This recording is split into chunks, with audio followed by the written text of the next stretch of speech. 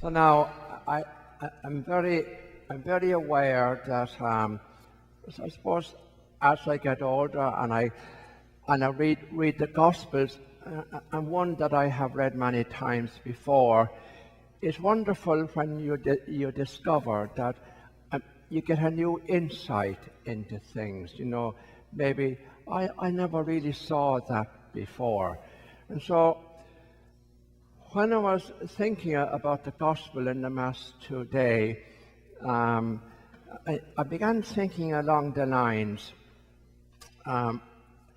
apropos of the second reading and what we read, or you heard read in the gospel today. I began along the lines of, I went back to 1958 in my life. In 1958, I finished high school. I wasn't quite yet 18 years of age. And then in September of that year, in 1958, in fact, on the 6th of September, I went into the seminary to be a priest. And unfortunately, on that day, I met a guy called Clem Connolly, but that's another story. We won't go there. Anyhow, and so I got used to seminary life, and to the very, I suppose, unreal kind of life. You began doing things like studying Greek and Latin and philosophy and epistemology and logic, and then 4 years of theology. And here I was, 19, 20, 21, 22, and so on. And I was looked after in every way. I never had to worry about, where things came from, or paying a bill, or where would the next meal come from. And so I went along that way for 6 years or more. And then the day came, on the 14th of June, 1964, I was ordained, and I began my life as a priest. And even while I was in the seminary, when I'd go home on vacation, people began to treat me differently because I was going to be a priest. And then when I was ordained a priest, people took a totally different approach to me. Now you're a priest. So yes, Father, no, Father, what can I do for you, Father? And so you got into that culture.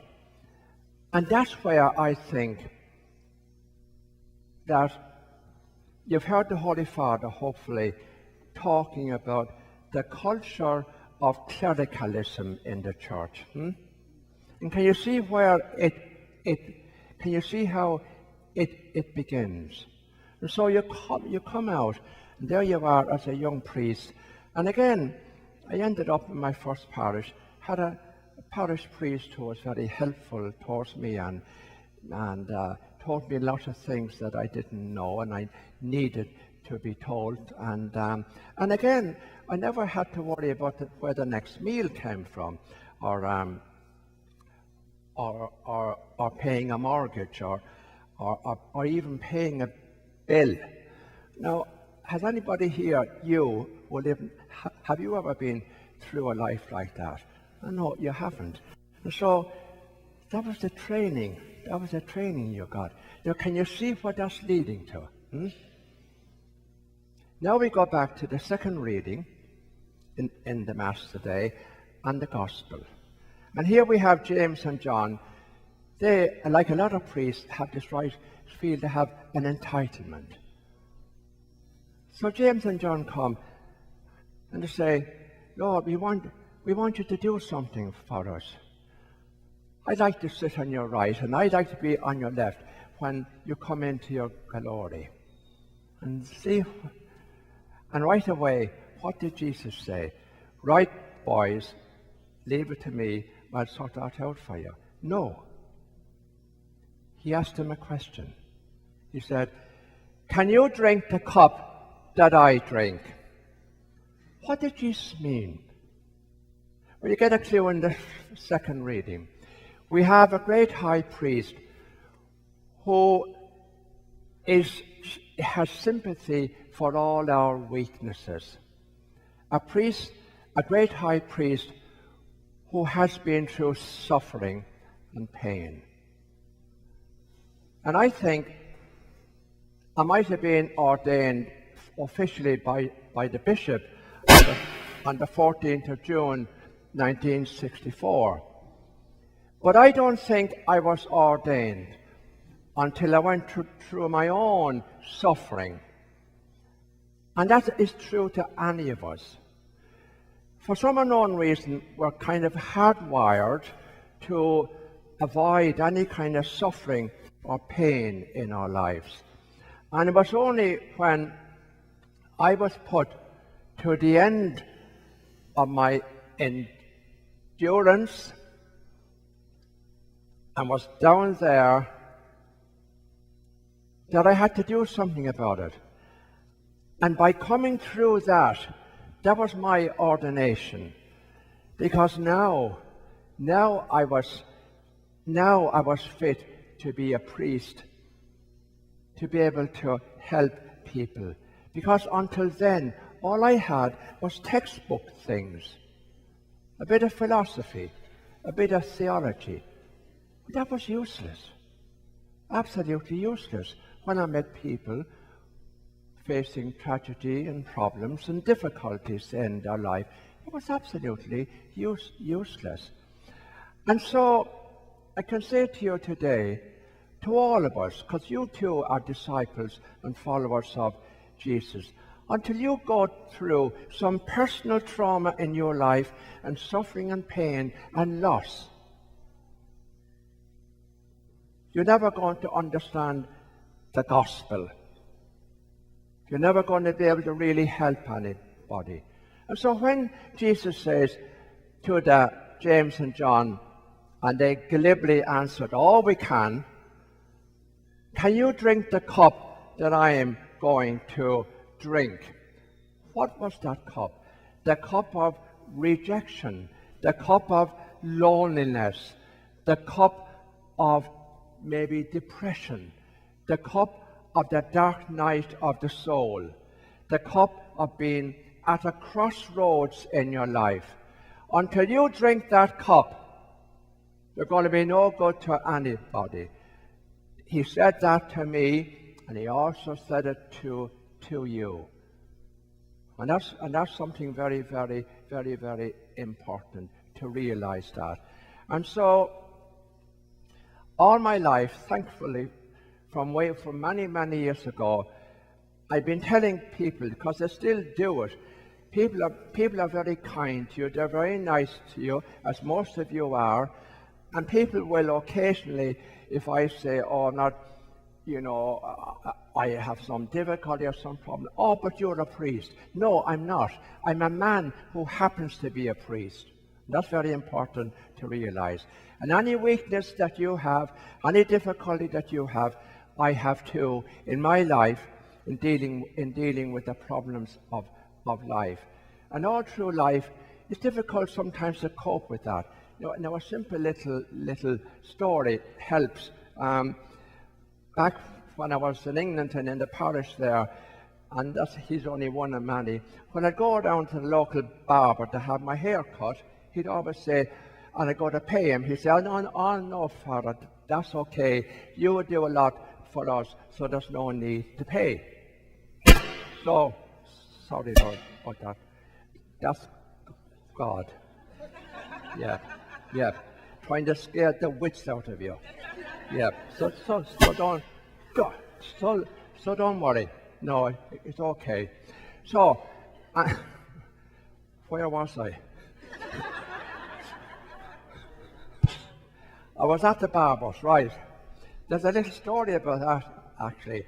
A priest went to the barber's and he went to pay for the haircut, and the barber said to him, "Oh, no, Father," he said, "because you do so much for us, that's okay." So next day, when the barber came along to open his barber shop, he found a thank you note from the priest and a mass card where the priest said, I'll offer a mass for you. The barber was very happy about that. A week later, a police officer comes in to have a haircut, and the barber says to the police officer, "Oh, officer," he said, "you do a lot for us. No need to pay. You're a public servant. You can have a free haircut." And so next day when he goes to open up the store, there's a lovely thank you note from the police officer and 12 donuts. A couple of weeks later, a politician goes into the barber's. Oh, hell. Yeah. And he has a haircut, and the barber says, "You do a lot," he said, "for us and for the local community, so you can have a free haircut." The next morning, when the barber goes along to open his shop, there's 12 politicians lined up outside the door. That's the way it goes. So you and I, to conclude, we have to look at our own lives. And you're never really going to experience joy until you go through some kind of pain and suffering. It's absolutely essential. And so I want to finish with a little question, and I want you to take this away in your mind and think about it. When you're faced with some unexpected difficulty in your life, you may go to the doctor and he has bad news for you. Maybe he diagnoses that you have cancer or you have some other illness that's going to really affect your life. You have a choice. You can either react or you can respond. That's the secret. If you react, you make it much, much more difficult. I've discovered that in my life. But if you respond, and if you have the ability, because God will give you this ability, to suddenly see this particular pain, this rejection, this failure, this loneliness, God has a treasure in that for me.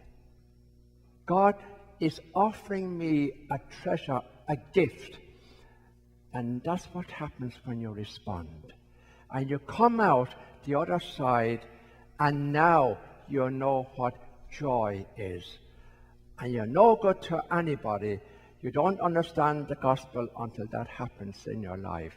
And so for me personally, when people come to visit me and they have some particular problem or difficulty, and maybe I'm able to say to this particular person, "You know what you've just told me? You've told me the story of my life." And suddenly that person looks up with a smile on their face. "Really? But Father, you're a priest." "No, I'm a person. I'm a human being. I'm a man. I know how you feel." That person transforms in front of your eyes. So let's stand and pray.